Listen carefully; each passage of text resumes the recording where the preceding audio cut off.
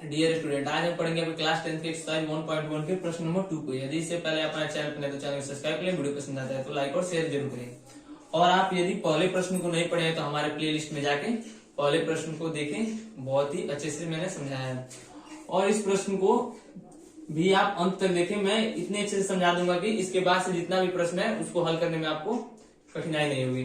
तो देखिए, जो हमारा प्रश्न है, दर्शाए कि कोई भी धनात्मक विषम पूर्णांक 6q+1, 6q+1, 6q+3 या 6q+5 के रूप का होता है जहां q कोई पूर्णांक है। तो पहली बात तो आप प्रश्न पढ़े और देखिए प्रश्न में क्या दिया है। दर्शाए कि यानी कि सिद्ध कीजिए, सिद्ध कीजिए, दर्शाना यानी कि सिद्ध करना होता है, ठीक है। और फिर कह रहा है कोई भी धनात्मक विषम पूर्णांक, यानी कि जो पूछ रहा है, जिसके बारे में कह रहा है कोई भी धनात्मक विषम पूर्णांक, यानी कि वो हमारा ए दिया हुआ है। कोई भी धनात्मक विषम पूर्णांक यानी कि जिसके बारे में कह रहा है वो हमारा ए है। 6q+1 यानी कि ए बराबर 6q+1। फिर कह रहा है 6q+3 यानी कि ए बराबर 6q+3। फिर कह रहा है या 6q+5 यानी कि 6q+5 के रूप का होता है, यानी कि इस रूप का होता है। हमें ये दर्शाना है कि इस रूप का होता है कोई भी धनात्मक विषम पूर्णांक जहां, फिर इसको ध्यान दीजिए, जहां q कोई पूर्णांक है, यानी कि कोई भी पूर्णांक है जो कि q है, जहां q कोई भी पूर्णांक है। तो एक बार इसे मिटाते हैं और हम इसे बनाते हैं। तो ये देखिए आप एक बार कि इसमें a दिया है, b के स्थान पे 6q दिया है और 1, यानी कि a बराबर bq प्लस r के रूप का दिया है। और ये जब इस रूप का दिया है तो इसको हम किस तरह से सिद्ध करेंगे? यूक्लिड विभाजन प्रमेयिका से। तो अपने हल में लिखेंगे हम यूक्लिड विभाजन प्रमेयिका का से। तो आप इसको अंत तक देखें, आपको एकदम अच्छे से समझ में आएगा। तो मैंने बताया कि क्यू इसे यूक्लिड विभाजन प्रमेयिका से हल करेंगे, क्योंकि ये a बराबर bq प्लस r के रूप का है, ठीक है। तो इसलिए इसे यूक्लिड विभाजन प्रमेयिका से हम सिद्ध करेंगे। तो देखिए, यूक्लिड विभाजन प्रमेयिका, ये सभी प्रश्न इसके बाद से जो भी ऐसे प्रश्न है उनमें लिखना पड़ेगा। फिर उसके बाद से एक लाइन लिखनी पड़ेगी, a और b दो पूर्णांक, a और b दो पूर्णांकों के लिए दो अद्वितीय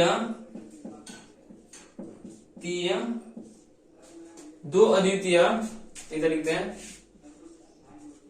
पूर्ण संख्याएं, दो अद्वितीय पूर्ण संख्याएं q व r इस प्रकार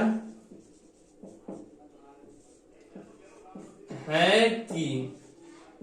तो जो ये मैंने लाइन लिखी है यूक्लिड विभाजन प्रमेयिका, ये जितने भी इस टाइप के प्रश्न मिलेंगे सब में लिखना पड़ेगा। फिर से हमें ये लिखने पड़ेगी कि a और b दो पूर्णांकों के लिए, a और b दो धनात्मक पूर्णांक, एकदम विषम लिखा है तो यहाँ पे लिख देते हैं a और b, यहाँ पे लिखिए a और b दो धनात्मक a और b दो धनात्मक पूर्णांकों के लिए दो अद्वितीय पूर्णांक संख्याएं q और r इस प्रकार हैं। ये आपको सब में लाइन लिखनी पड़ेगी, एक ही लाइन की। और उसके बाद से लिखेंगे आप a बराबर bq प्लस r, जहां हमारा जो r होता है वो बड़ा बराबर 0 से होता है और छोटा होता है हमारे b से। आपको सब में इतना लिखना पड़ेगा, ठीक है। अब इसके बाद से हम कार्य करेंगे जो भी है। तो देखिए, आपको इसमें ध्यान क्या देना है, यदि जहां के बाद कुछ दिया हो उस पे पहले बात गौर करना है। दिया है जहां q कोई पूर्णांक है।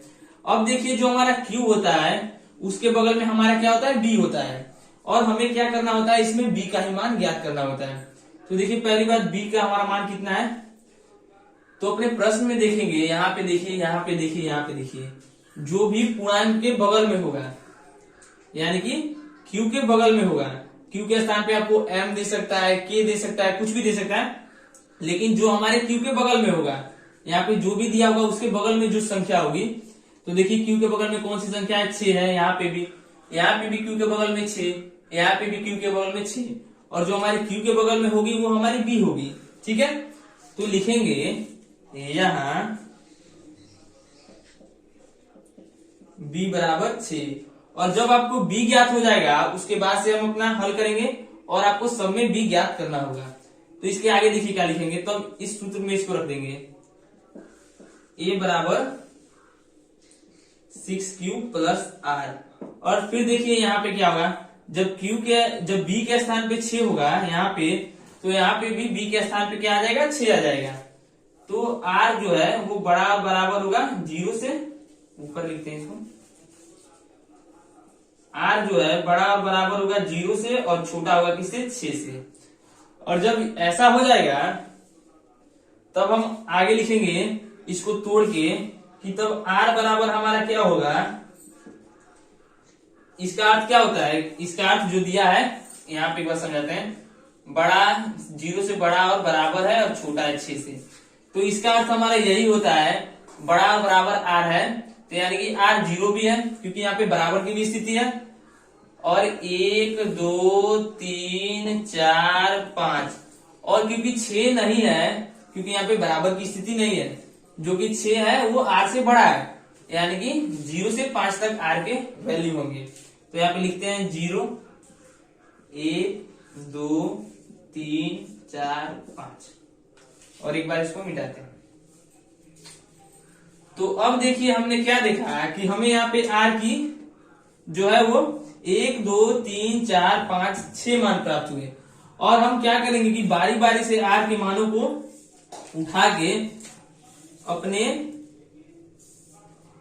इस सूत्र में रखेंगे, यहाँ पे बारी बारी से आर के मान को उठा के हम इस सूत्र में रखेंगे। तो आइए रखते हैं, हमें कुल 6 मान 6 बार रखने होंगे। तो पहली स्थिति में हम रखेंगे, यहाँ पे पहली स्थिति में मान रखते हैं आर बराबर 0 पर, तो लिखेंगे पहली बार जब आर बराबर 0 तब।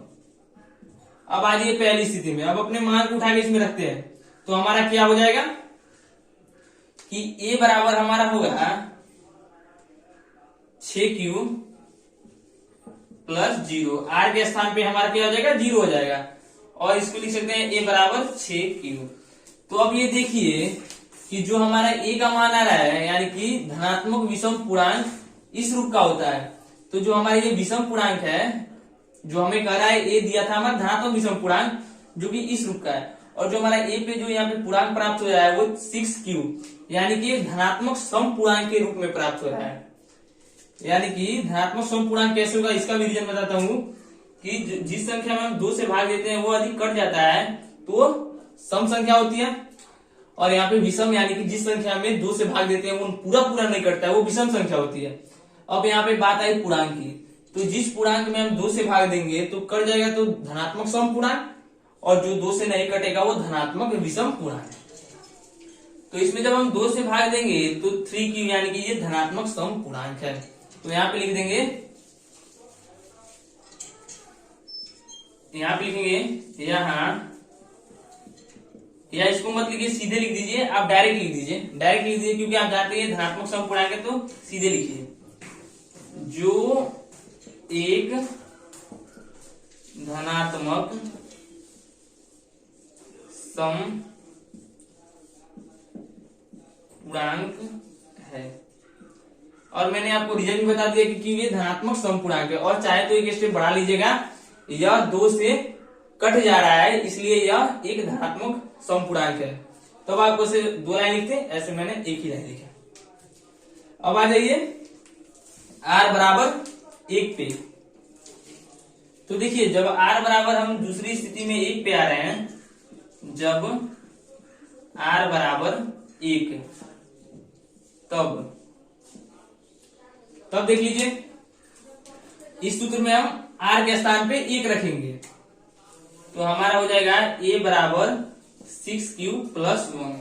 ठीक है, अब इसको देखिए एक बार, इसमें से तो कुछ कॉमन भी नहीं लिया जा सकता और इसे तो 2 से कटाया भी नहीं जा सकता है, क्योंकि यदि हम 2 से कटाएंगे तो ये कटेगा। यदि हम इसमें 2 से भाग दें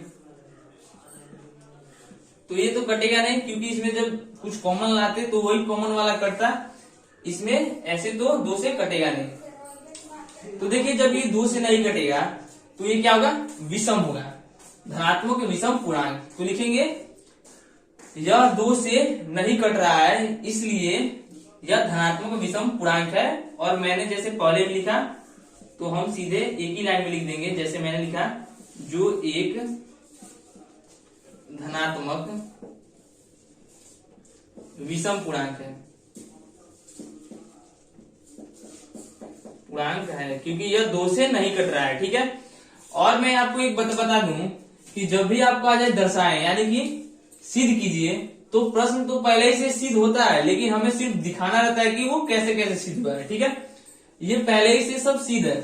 तो जब भी आपको ऐसे प्रश्न आ जाए और उसमें ऐसे कुछ मान आ जाए, तो जब भी आपको वो मान लोगे यानी कि दिखाई दे, तो आप सीधे लिख दीजिएगा जो हमारे प्रश्न में दिया होता है कि धनात्मक विषम पूर्णांक है कि सम पूर्णांक है, कोई बात नहीं होता है, उसे हम सीधे लिखते हैं। इससे हमें क्या होता है, निकालना नहीं पड़ता है और डायरेक्ट हम मान को लिख देते हैं। अब इसको नोट कर लीजिए, मैं इसको मिटाता हूं। अब आगे बढ़ेंगे। कुल 6 स्थितियां इसमें होंगी जितने हमारे आर के मान होंगे।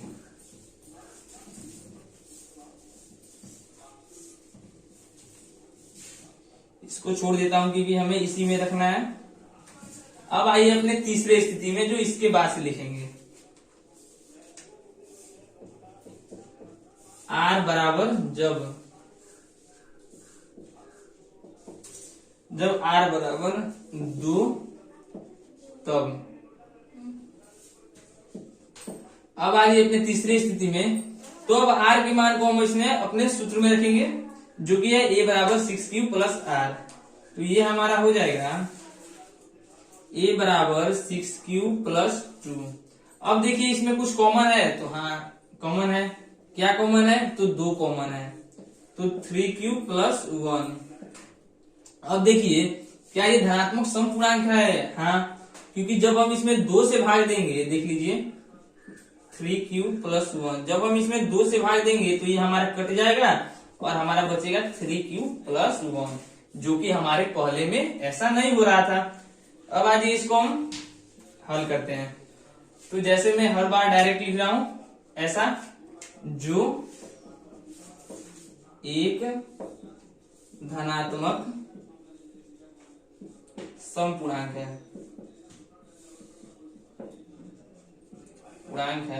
और आप यदि लिखना चाहें तो क्यों धनात्मक समपूर्णांक है, तो लिखेंगे लिखेंगे यह 2 से कट जा रहा है, इसलिए यह धनात्मक समपूर्णांक है। आप उसके बाद से इतना लिखना चाहें या डायरेक्ट इसको लिखे, कोई बात नहीं, पूरे नंबर मिलेंगे। अब देखिए इसके बाद से हम अपने चौथे स्थिति को लिखेंगे।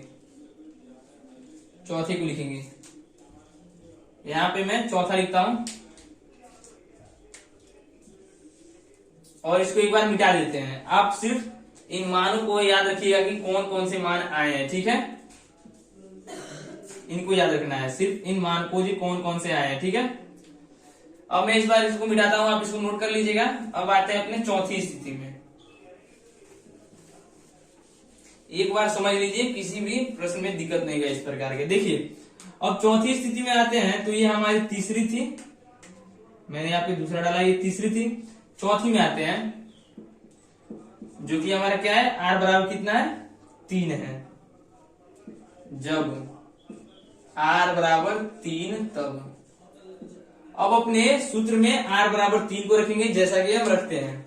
तो आइए जल्दी से रख लेते हैं, ए बराबर 6 प्लस 3। तो देखिए यहाँ पे कुछ कॉमन है, हाँ 3 तो है कॉमन इसमें, तो उसको ले लीजिए, क्योंकि प्लस 1 हो गया। अब देखिए क्या ये 2 से कट रही है, नहीं कट रही है, और जो संख्या 2 से नहीं कटेगी, यानी कि जो ये पूर्णांक आया है, जब ये 2 से पूर्णांक नहीं कटेगा तो ये क्या होगा, धनात्मक विषम पूर्णांक होगा। तो लिख देंगे सीधे जो एक धनात्मक विषम पूर्णांक है।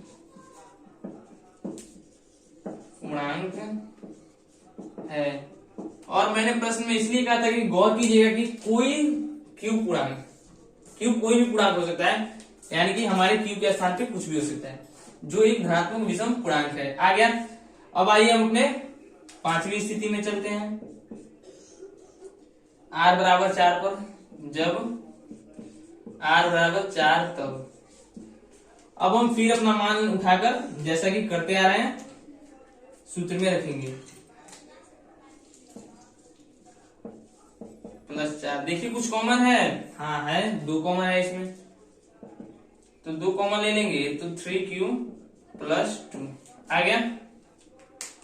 अब देखिए क्या ये 2 से कट रही है, क्योंकि जब 2 से हम इसमें भाग देंगे तो 2 से 2 कट जाएगा और हमारा इतना बच जाएगा, तो इसलिए इसे लिखेंगे यह 2 से कट जा रही है, इसलिए यह एक धनात्मक विषम पूर्णांक है, सॉरी सम पूर्णांक है, 2 से कट रही है।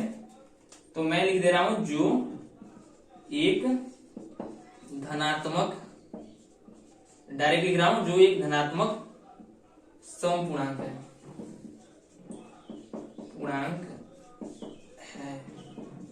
हो गया। अब आ जाइए अपनी छठवीं और लास्ट स्थिति में, मिटाते हैं तीसरी को, आप नोट कर लीजिएगा लाइन बाय लाइन, एक बार अच्छे से समझिए। आइए अपने अब हम छठवीं स्थिति में जाते हैं, जो कि है जब r बराबर 5 तब। सेम उसी तरह उठा के मान को अपने सूत्र में रखें। क्या देखिए इसमें कुछ कॉमन है? नहीं है। अब ये देखिए क्या 2 से विभाजित हो रही है? नहीं हो रही है, क्योंकि इसमें से जब कुछ कॉमन नहीं होगा तो वो 2 से भी विभाजित नहीं होगी, और जब ये 2 से विभाजित नहीं होगी तो ये एक धनात्मक विषम पूर्णांक होगी। तो आप चाहे तो लिखें यह 2 से विभाजित नहीं है, इसलिए यह धनात्मक विषम पूर्णांक है। और मैं डायरेक्ट लिख दे रहा हूं जो एक विषम, जो एक धनात्मक, जो हमारे प्रश्न में जैसे कह रहा है, जो एक धनात्मक विषम पूर्णांक है।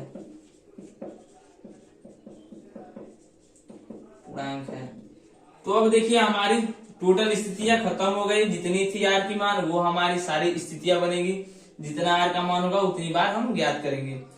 तो अब देखिए आप प्रश्न में क्या कह रहा था कि धनात्मक विषम पूर्णांक 6q + 1, 6q + 3, 6q + 5 के रूप का है। तो हमने टोटल 6 स्थितियां हल की, जिसमें हमें 6q, एक बार इसको मिटाते हैं। देखिए हमने टोटल 6 स्थितियां हल की, जिसमें हमारा क्या हो रहा था कि 6q + 1 भी आया। आप देखिए जो हल किए हैं कॉपी कर में देखिए 6q + 1 भी आया, फिर 6q + 3 भी आया, फिर 6q + 5 जो कि हमारी अंतिम स्थिति में भी आई। तो हम अंत में क्या लिखेंगे? अब आप लिखिएगा अंत में अतः, प्रश्न को देख के ही लिखिएगा, अंत में लिखिएगा अतः धनात्मक विषम पूर्णांक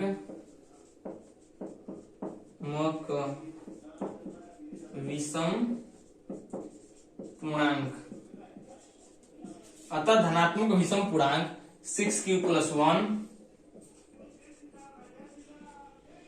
6q + 3, 6q + 5 या 6q + 5 के रूप का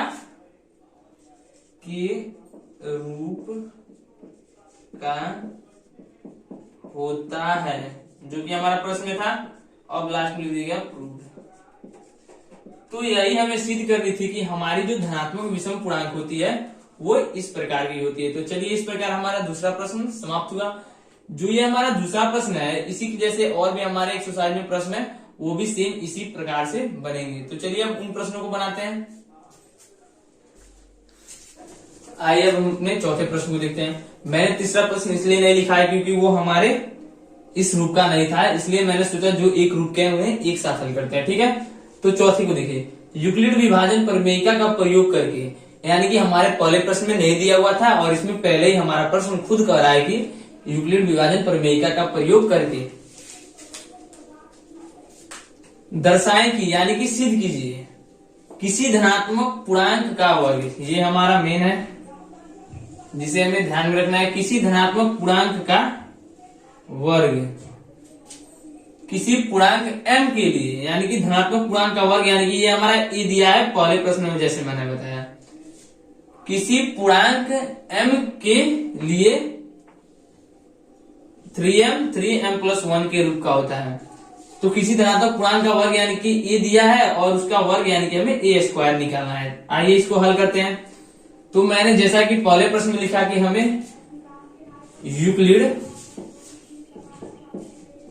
विभाजन प्रमेय का से कह रहा है प्रयोग करके, यानी कि प्रमेय का से। हमने पहले प्रश्न में भी ये लिखा था। अब देखिए जो हम दूसरी लाइन लिखेंगे वो आपके बुक में ये दिया होता है। आप अपने बुक को खोल के देखिएगा कि ए और बी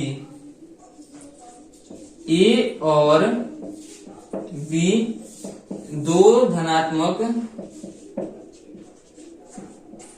पूर्णांकों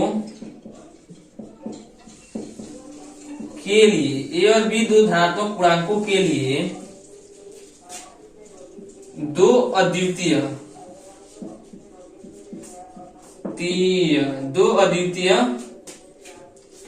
पूर्ण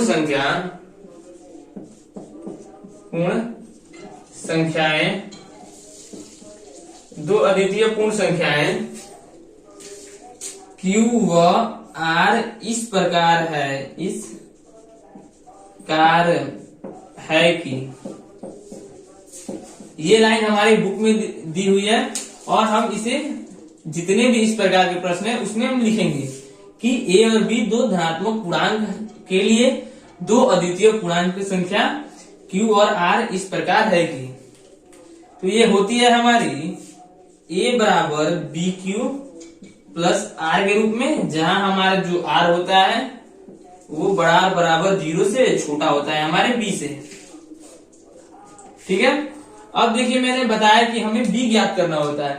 तो देखेंगे पूर्णांक, इसमें क्या दिया है, किसी पूर्णांक m के लिए, तो पूर्णांक क्या दिया है m, और जो पूर्णांक के बगल में होगा वो हमारा क्या होगा, b होगा। तो लिखेंगे यहाँ b बराबर 3, और जो हमारा b होता है वो मेन होता है। उसके बाद से हम प्रश्न को हल करते हैं। तो b हो गया 3। अब b का मान इस सूत्र में रखेंगे तो हमारा a बराबर हो जाएगा 3q प्लस r। a बराबर b के स्थान पे 3q प्लस r, और फिर इसमें आइए, अब r बराबर होगा 0 से और b के स्थान पे क्या है हमारा 3, तो यहाँ पे हमारा हो जाएगा छोटा होगा 3 से।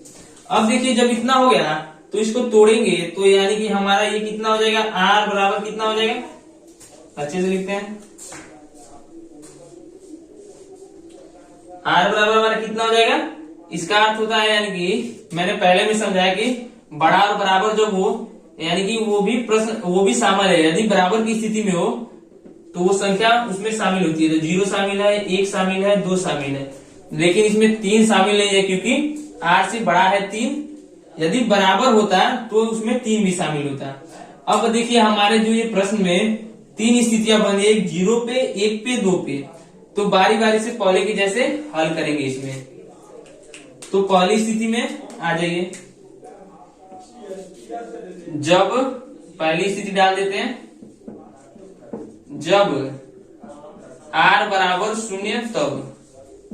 अब देखिए r बराबर 0 पहली स्थिति में काम करेंगे, और जो हम r का मान होगा उसे उठा के इसमें रखेंगे अपने a बराबर 3q प्लस r में। तो देखिए क्या हो जाएगा, a बराबर हो जाएगा 3q प्लस 0, यानी कि a बराबर हो जाएगा 3q। अच्छे से लिखते हैं इसको 3q। अब देखिए हमारा प्रश्न क्या कर रहा था कि जो हमारा प्रश्न था किसी धनात्मक पूर्णांक का वर्ग, यानी कि हमारा धनात्मक पूर्णांक हो गया। अब इसका वर्ग यानी कि वर्ग करने पर, और जब हम वर्ग करेंगे तो ये ध्यान रहे कि दोनों पक्षों का वर्ग करेंगे, यानी कि a स्क्वायर और 3q का भी स्क्वायर। तो ये हो जाएगा a स्क्वायर बराबर 9q स्क्वायर। ठीक है, तो इसको नोट कर लीजिए, इसको मैं मिटाता हूं। तो देखिए इसको नोट कर लीजिए आप, सिर्फ इसे छोड़ते हैं क्योंकि हमें और दो स्थितियां हल करनी है इसी पे। तो अब आगे देखिए, इतना हो गया कि ए स्क्वायर, एक बार इसको हम यहां पे लिखते हैं, ए स्क्वायर बराबर 9q स्क्वायर। अब प्रश्न में देखिए, घातांक पूर्णांक m के लिए इतना इतने के रूप में होता है। तो आपको इसमें कोई रूप दिख रहा है, कोई ना यह दिख रहा है ना यह दिख रहा है, लेकिन आप इससे इस रूप को बना सकते हैं। कैसे? देखिए, हम इसको 9q को 3 गुणे 3q स्क्वायर लिख सकते हैं। और जो हमारा प्रश्न कह रहा था कि m किसी पूर्णांक m के लिए, यानी कि m को जो है वो किसी पूर्णांक के लिए है, यानी कि यह हमारा एक पूर्णांक है 3q स्क्वायर। और यदि हम इसको m मान लें किसी पूर्णांक m के लिए, यानी कि m यहाँ पे कोई भी पूर्णांक हो सकता है, इससे दूसरा भी हो सकता है। तो यदि हम इसको m मान ले तो ये हमारा हो जाएगा 3m, जो कि हमारे पहले रूप का हो जाएगा। तो इसको एक बार यहाँ पे लिखते हैं, जहां 3q square equal to m, और जो हम जहां में लिखे हैं उसको हम मानते हैं, माना। ठीक है, तो ये हमारी पहली स्थिति हो गई कि धनात्मक पूर्णांक का वर्ग इतने के रूप का है, हमने ये दर्शाया। फिर आइए अब दो स्थितियां बची है उनको भी हल करते हैं। तो इसको एक बार मिटाते हैं, नोट कीजिए आप।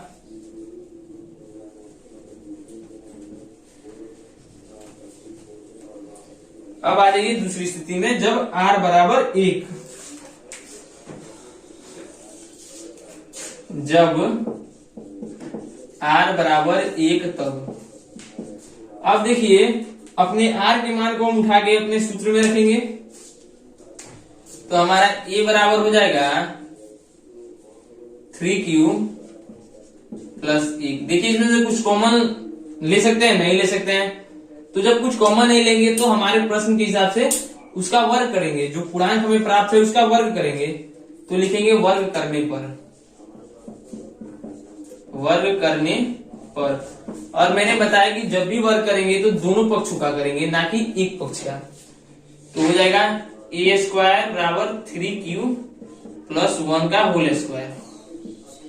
अब देखिए, ये a प्लस बी के होल स्क्वायर के रूप का है ना, तो इसमें a प्लस बी का होल स्क्वायर लगाएंगे, जो कि हमारा होता है a प्लस बी का whole square, a square plus 2ab plus B square. अब देखिए, जब इसमें हम लगाएंगे तो तोड़ लीजिए इसको, तो 3q का होल स्क्वायर प्लस 2, a के स्थान पे क्या है 3q है, और b के स्थान पे देखिए हमारा क्या है 1 है, और फिर सूत्र के हिसाब से 1 का स्क्वायर। अब आइए, जब हम इसको हल करेंगे, जब हल करेंगे इसमें, तो देखिए 3 का क्या हो जाएगा 9q स्क्वायर हो जाएगा, और प्लस इसको देखिए 2 3 6q और प्लस 1। अब देखिए, ये किसके रूप का है, ये ना तो इसके रूप का है ना तो इसके रूप का है। लेकिन देखिए, आप इसको हम इस रूप में ला सकते हैं क्योंकि प्लस में 1 दिया है, यहाँ पे भी प्लस में 1 है। तो अब हम देखें कि इतने में से कुछ कॉमन निकल रहा है, तो यहाँ से 3 कॉमन निकल रहा है, तो 3 को कॉमन ले लीजिए। तो 3 कॉमन लेंगे तो ये आ जाएगा 3q स्क्वायर प्लस 2q, और यहाँ पे जो 1 बचा है उसको हम यहाँ पे लिखेंगे। अब देखिए, हमारा प्रश्न क्या कर रहा था, किसी धनात्मक पूर्णांक m के लिए, यानी कि जो यहाँ पे होगा m, जो m है वो कोई भी धनात्मक पूर्णांक हो सकता है। जैसे कि आपने देखा यहाँ पे m इतना था, अब यहाँ पे हम इतने को m मानेंगे। तो एक बार इसे नोट कीजिए, इसमें मिटाते हैं, सिर्फ आप इसको मान के को ध्यान में रखिएगा। अब देखिए, इसको हम यहाँ पे लिखेंगे कि a स्क्वायर बराबर 3m प्लस 1, जो कि हमारे दूसरे रूप का आ गया। और देखिए, जहां हम लिखेंगे नीचे कि आपको समझ में आ रहा है, जहां 3q² plus 2q, 3q² plus 2q बराबर m, और जो हम जहां में लिखे हैं उसको हम मानते हैं माना। तो ये हमारी दूसरी स्थिति हो गई। फिर हम अपने तीसरी स्थिति में आते हैं कि जब r बराबर 2 लिखेंगे, तीसरी में जब r बराबर 2 तब अब हम अपने a के मान को ज्ञात करेंगे। तो इस सूत्र में हम 2 रखेंगे r के स्थान पे। तो देखिए हमारा क्या हो जाएगा, a बराबर हो जाएगा 3q प्लस 2। अब देखिए हमारा प्रश्न क्या कह रहा था कि किसी धनात्मक पूर्णांक का वर्ग, यानी कि हमें धनात्मक पूर्णांक ज्ञात हो गई, अब इसकी आवश्यकता नहीं है, अब हमें इसकी वर्ग करनी है। तो लिखेंगे वर्ग करने पर, वर्ग करने पर, और मैं बताता हूं कि जब भी आप वर्ग करिए तो दोनों पक्षों का करिए, ना कि एक का। तो ये जगह 3q प्लस 2 का होल स्क्वायर, और होल स्क्वायर का मैंने यहाँ पे अभी सूत्र बताया कि क्या होता है, एक और होता है जो कि इसी को लिखते हैं कि a² plus b² plus 2ab, आप दोनों से बना सकते हैं, जिससे मन करे बनाइए। अब देखिए इसके आगे हल करेंगे, इसे नोट कर लीजिए।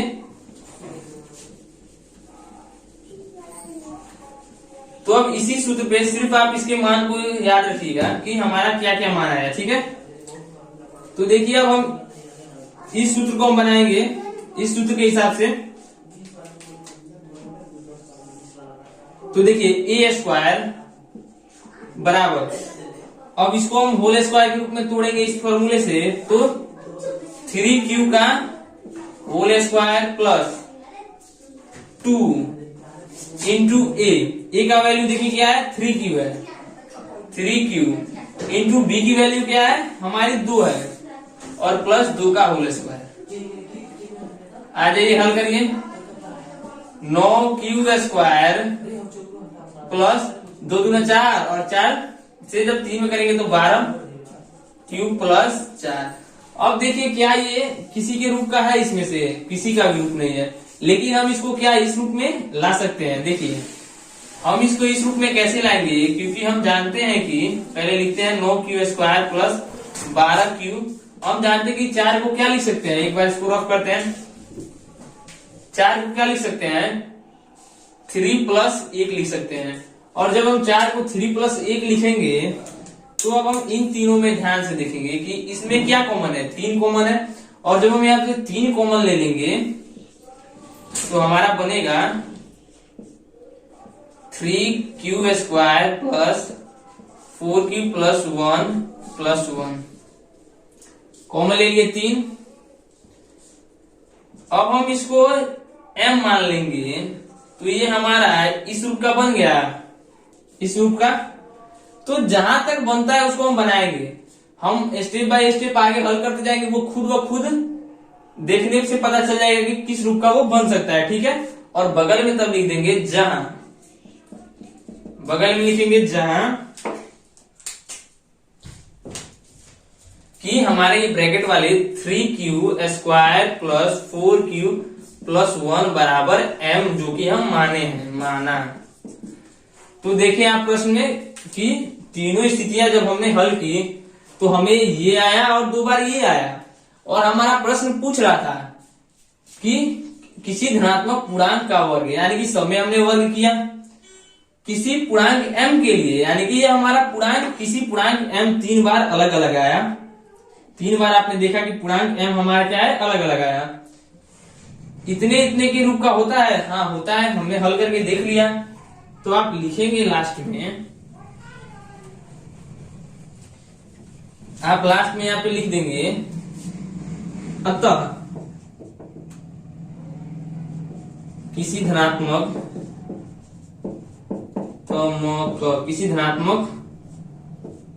पूर्णांक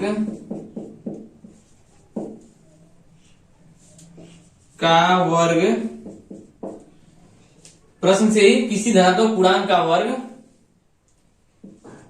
3m या 3m प्लस 1 के रूप का होता है।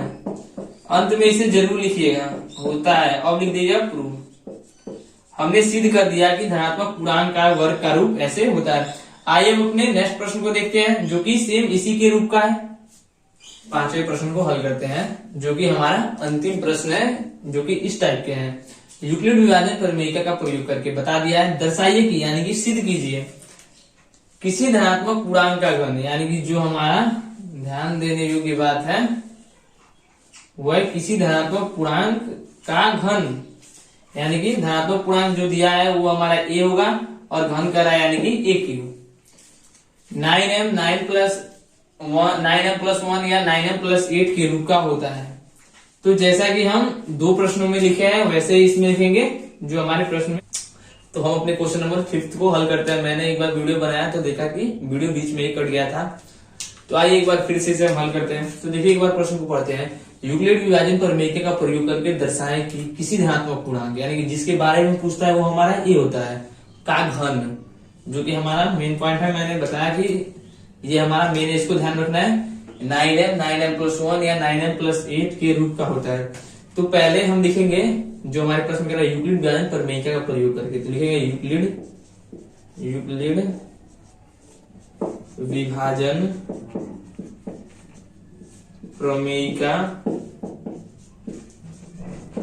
से, यूक्लिड विभाजन प्रमेयिका से। तो यूक्लिड विभाजन प्रमेयिका से हमने और भी दो प्रश्न लिखे जो कि इसके ही टाइप के थे। अब इसमें भी लिखा, फिर लिखेंगे हम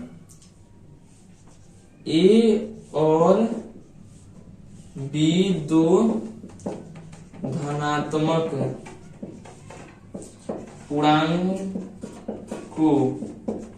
पूर्णांकों के लिए दो अद्वितीय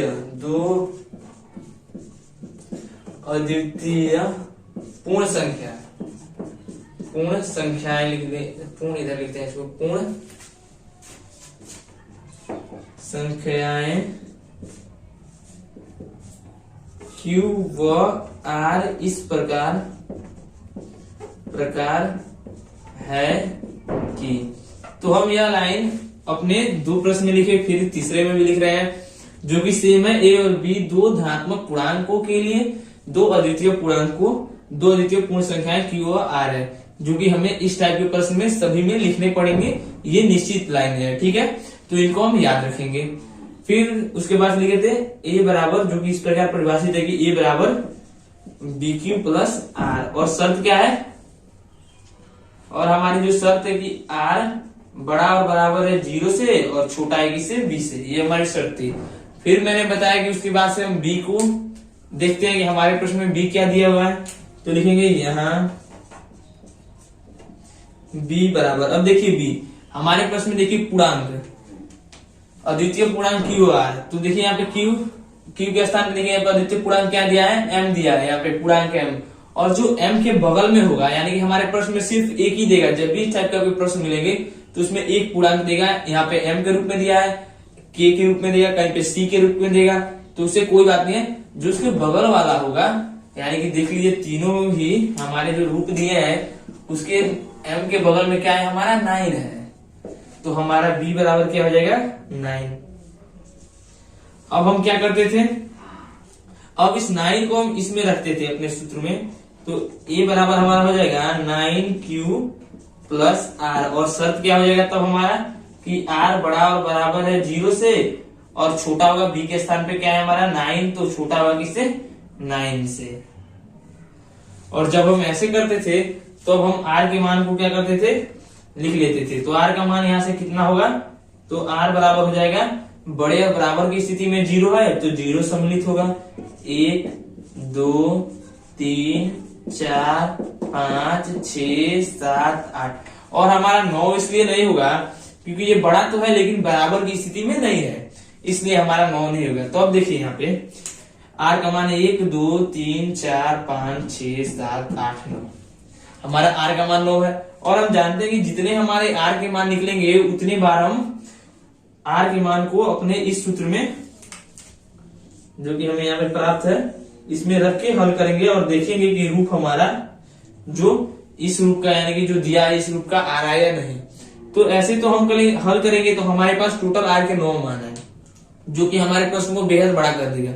तो अब हम देखिए इसको छोटा करने के लिए क्या करेंगे कि अब देखेंगे कि जो हमारा बी यानी कि 9 है, बी 9 और कह रहा है कि इस रूप के, यानी कि हमारे पास बी क्या है 9 है।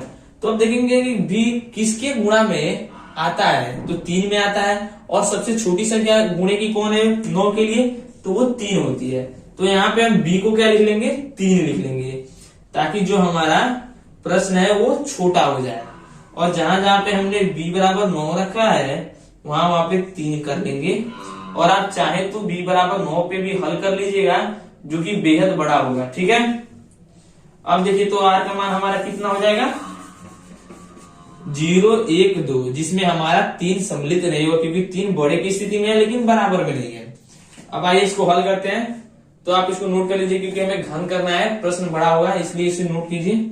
अब इसे मैं मिटाता हूं। तो अब देखिए जब हम अपने b के मान को बारी बारी से उठा के अपने इस प्राप्त सूत्र में रखेंगे। अब इसको भी मिटाता हूं, इसकी आवश्यकता नहीं है, सिर्फ इतना। अब देखिए अब r बराबर 0 पे चेक करेंगे। पहली स्थिति में जब r बराबर 0, जब r बराबर 0 तब देखिए जब r बराबर 0 रखेंगे तो इस सूत्र में, तो a बराबर हमारा क्या हो जाएगा 3q प्लस 0, यानी कि a बराबर हो जाएगा 3q। फिर हमारे एक बार प्रश्न में देखिए कह रहे किसी धनात्मक पूर्णांक का घन, हमने बताया कि जो निकालते हैं वो a होता है और a बराबर इतना आएगा, कोई धनात्मक पूर्णांक हमारा आएगा। अब हमें इसका घन करना है, तो लिखेंगे सीधे घन करने पर, घन करने पर। तो देखिए जब इसका घन करेंगे तो इसका घन हो जाएगा AQ और ये हो जाएगा 3Q का होल क्यूब। ठीक है, तो यहां से ये हो जाएगा AQ इक्वल टू हो जाएगा 27Q, 3 3 का 9 27। ठीक है, अब देखिए कह रहा है घन इस रूप का है, देखिए कह रहा है के रूप का है 9m प्लस 1 9m प्लस 8, इसके रूप का नहीं है। तो क्या हम इसको इस रूप का बना सकते हैं? हाँ बना सकते हैं, इस रूप का हम बना सकते हैं। देखिए कैसे, इसके बाद से यहाँ पे हल करेंगे। तो इसको देखिए यहाँ पे लिखते हैं AQ बराबर 27 का क्यूब। अब देखिए हम 27 के क्यूब को 9 गुणे 3Q का होल क्यूब लिख सकते हैं। तो जब ऐसे लिखते हैं तो इसको हम 3Q 9 और इसको हम m मान लेंगे, जहां लिखेंगे यहाँ पे, जहां m इक्वल टू 3 का होल क्यूब। और हमारा क्या रहा था कि m यहाँ पे कोई धनात्मक पूर्णांक होगा, जो कि m इस बार इतना आया है, अगली बार शायद ये दूसरा है स्टेप में, और हमें 3 मान निकालना है, तीसरी बार दूसरा है। तो देखिए जहां हम ये लिखते हैं, जहां के ये वाला जो लिख रहे हैं, ये हम मान लेते हैं, ये कोई निश्चित नहीं है कि एक ही चीज आएगा, ये हम मानते हैं। और हम 2 प्रश्नों में ही ऐसे ही मानते हैं, जैसे कि इसमें भी हमने माना है। तो ठीक है, तो हमारा एक निकल गया, इसको नोट कीजिए। अब हम दूसरी स्थिति पे चेक करेंगे। तो मैं इसे रफ करता हूं, आप नोट कर लीजिए।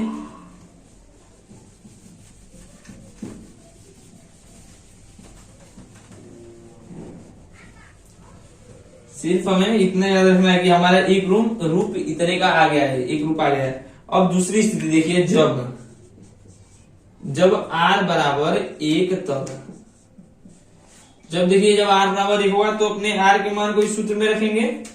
तो a बराबर क्या हो जाएगा, a बराबर हो जाएगा 3Q प्लस 1। इसमें से कुछ कॉमन ले सकते हैं। तो अब देखिए हमारा प्रश्न कह रहा था कि घन करने पर, किसी धनात्मक पूर्णांक का घन करने पर, यानी कि जो होता है वो हमारा ये होता है। अब इसका घन करेंगे तो लिखेंगे घन करने पर। और मैंने बताया कि घन सिर्फ एक का पक्ष का नहीं होगा, दोनों पक्षों का होगा। तो AQ equal to 3Q plus 1 का क्या हो जाएगा, हमारा होल क्यूब हो जाएगा। अब देखिए ये हमारे a प्लस b के होल क्यूब के रूप का है ना, देखिए है उसी के रूप का। तो a प्लस b का होल क्यूब का यदि आपको सूत्र पता है तो ठीक है, नहीं पता है तो भी ठीक है। मैं लिख देता हूं यहाँ पे, एक बार आप नोट करके लिख लीजिएगा। यहीं पे सूत्र लिखते हैं, यहाँ पे लिख लीजिएगा कि a प्लस b का होल क्यूब, तो ये होता है AQ plus 3a² b plus 3ab²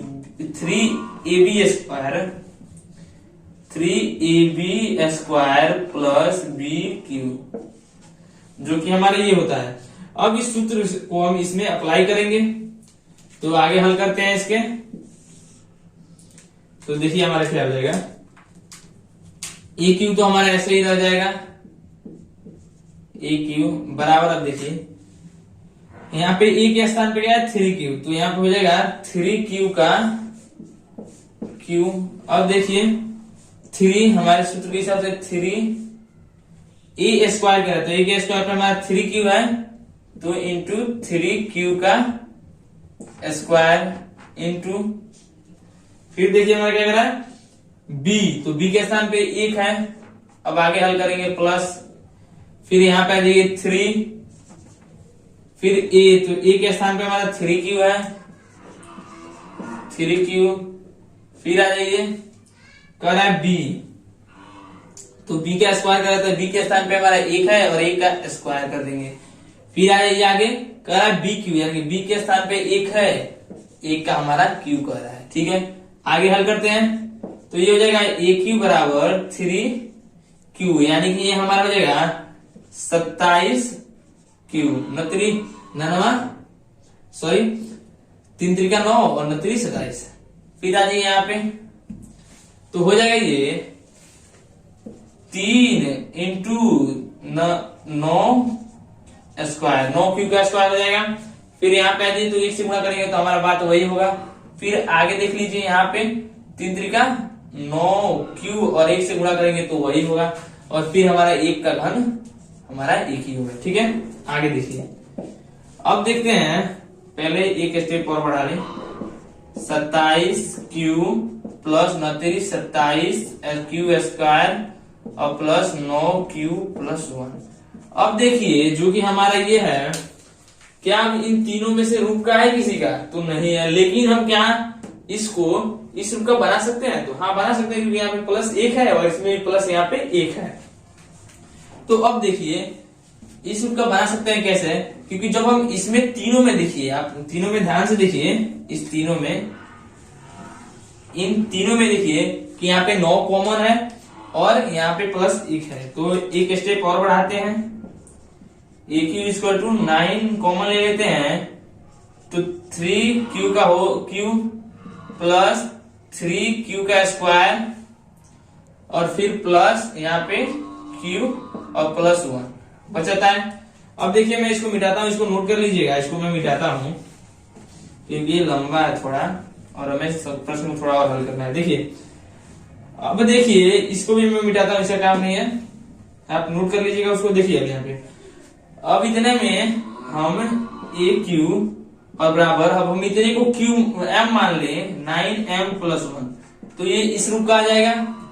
और हम यहाँ पे लिख दे जहां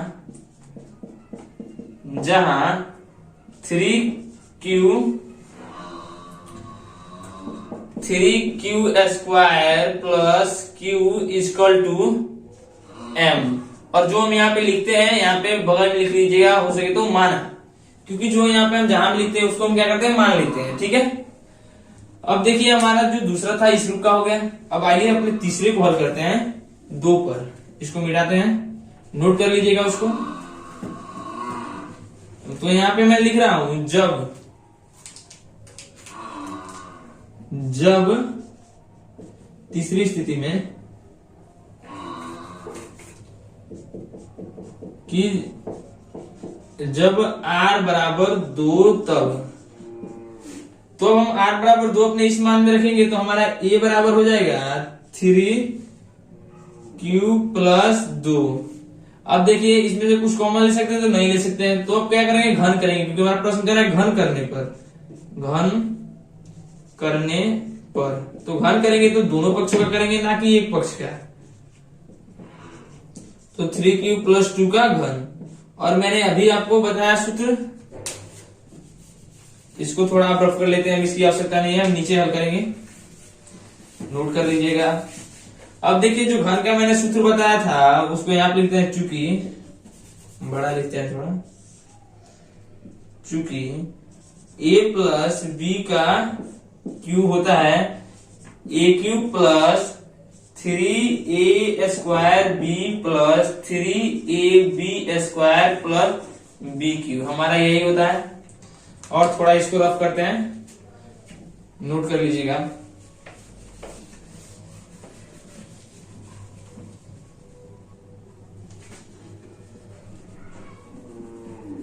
एक बार अच्छे से यहां से लिख दे रहे हैं, इसको भी।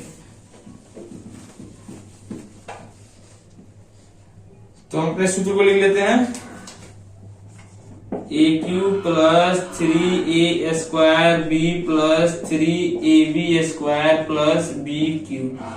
तो ये हमारा सूत्र हो गया। अब हम इस सूत्र में इसको रखेंगे। ए के स्थान पे 3q है, बी के स्थान पे 2 है।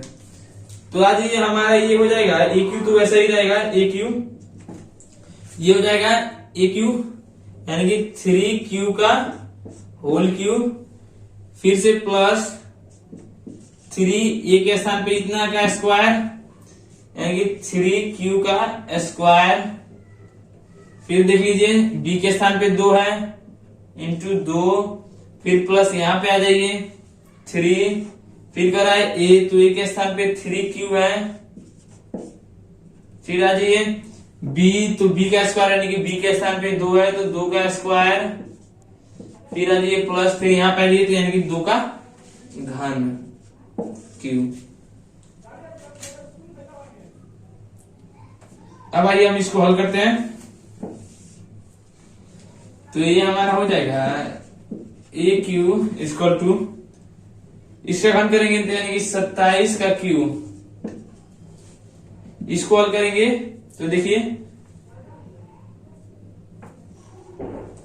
प्लस 3 इंटू इसका स्क्वायर करेंगे तो यानी कि 9 का क्यू का स्क्वायर, फिर इंटू 2, फिर प्लस आ जाइए इसका 3 इंटू 3q, और इसका स्क्वायर करेंगे तो हमारा क्या हो जाएगा 4, और प्लस इसका 2 का घन करेंगे तो 8 हमारा हो जाएगा। अब आगे देखिए, इसको एक स्टेप और थोड़ा हल कर लेते हैं।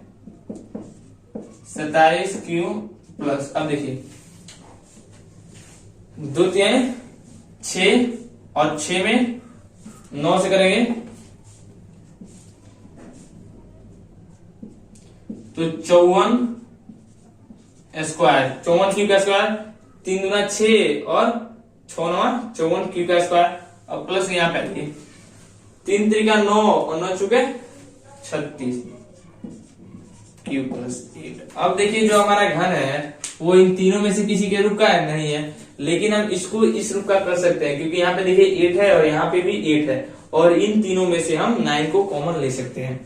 तो कॉमन ले लीजिए, यहाँ पे ए क्यू इक्वल टू 9 कॉमन ले लीजिए तो 3q का क्यूब प्लस 6q का स्क्वायर, क्योंकि जब 6 में 9 से करेंगे तो 6 9 54, और यहाँ पे आ जाएगा 4q 4 9 36q, और प्लस पहले ब्रैकेट लगाते हैं प्लस 8। अब इसको हम क्या करेंगे, पहले इसको रफ करते हैं, इसको नोट कर लीजिए पहले।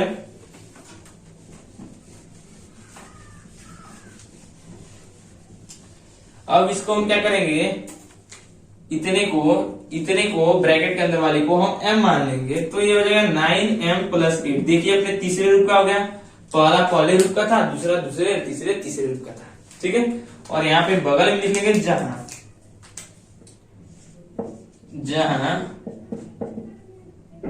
3q का क्यूब प्लस 6q का square plus 4q equal to m, और इसको हम लेंगे माना, जो भी लिखते हैं उसको हम मान लेते हैं, इसने को m लिखते हैं, जो भी लिखते हैं मान लेते हैं। अब हम क्या करेंगे, अपने प्रश्न में लिख देंगे नीचे अतः, एकदम लास्ट लाइन लिखेंगे अतः किसी धनात्मक पूर्णांक का घन, प्रश्न से ही लिखेंगे किसी धनात्मक पूर्णांक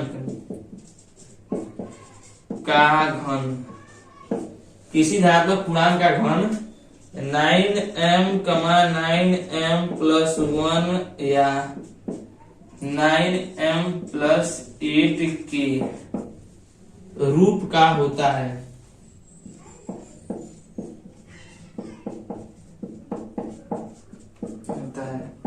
तो चलिए, इस प्रकार से हमारे जो प्रश्न था वो 5 खत्म हो चुका है। अब हम बनाएंगे अपने प्रश्न नंबर 3 को, जो कि इनसे अलग है। ठीक है, तो अब हम उसको हल कर लेते हैं।